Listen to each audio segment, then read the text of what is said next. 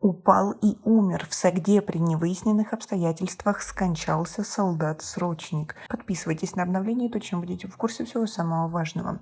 22-летний Абубакр Хусейнзада, солдат воинской части погранвойск, дислоцированной в Мачинском районе, скончался при невыясненных обстоятельствах. Представители части сообщили его родственникам при передаче тела, что 4 августа Абубакр упал и умер в коридоре воинской части. Родители молодого человека утверждают, что на его затылке был след от сильного удара.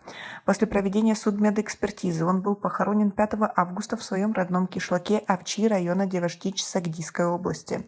Родственники сообщили, что у Абубакра осталась жена и один ребенок. По их словам, весной этого года, после окончания Института экономики и торговли в Худжанде, он добровольно пошел в армию. Мурод Хусейнов, отец умершего солдата, сказал 6 августа, что его сын служил в части погранвойск, дислоцированной в городке Бустон Мачинского района. Последнюю неделю он был очень подавлен и умолял, чтобы и мы содействовали его переводу в другую воинскую часть. Когда его дядя приехал к нему 4 августа, начальник части сказал, что Абубакр находится в больнице, а чуть позже нам сообщили о его смерти, сказал он. Официальные структуры не комментируют данный случай, но при передаче тела начальник воинской части сообщил, что Абубакр неожиданно упал и умер в коридоре воинской части.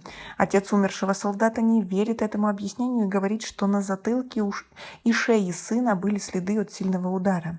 Бабасангин Сангинов, председатель Махали Овчи, сообщил 6 августа, что военная прокуратура проводит расследование, и мы ждем их заключения. Азам Ализада, председатель Матчинского района, и Ашурали Джалилзада, председатель района Деваштич, которые участвовали на похоронах солдата, пообещали родственникам, что данный факт будет расследован справедливо.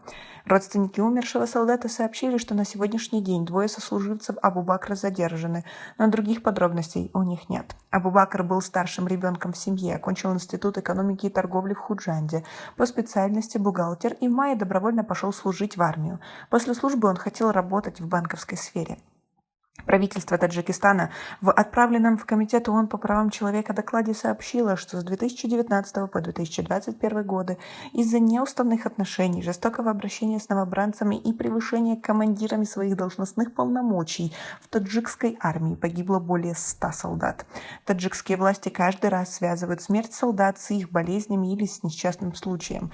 И в редких случаях наказание за смерть военнослужащих несут должностные лица воинской части или командиры. Хотя и Генеральная прокуратура Таджикистана в недавнем отчете сообщила, что за последние 3 года к уголовной ответственности привлечено 639 должностных лиц, укрывавших преступления в воинских частях.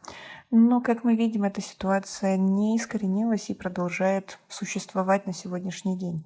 Как вы думаете, возможно ли ее вообще искоренить и что на самом деле случилось с солдатом? Свои мысли, возможно, у вас есть какая-то информация, напишите нам, пожалуйста, в комментарии. У нас пока на этом все. Оцените наше видео подпиской и лайком. До скорой встречи.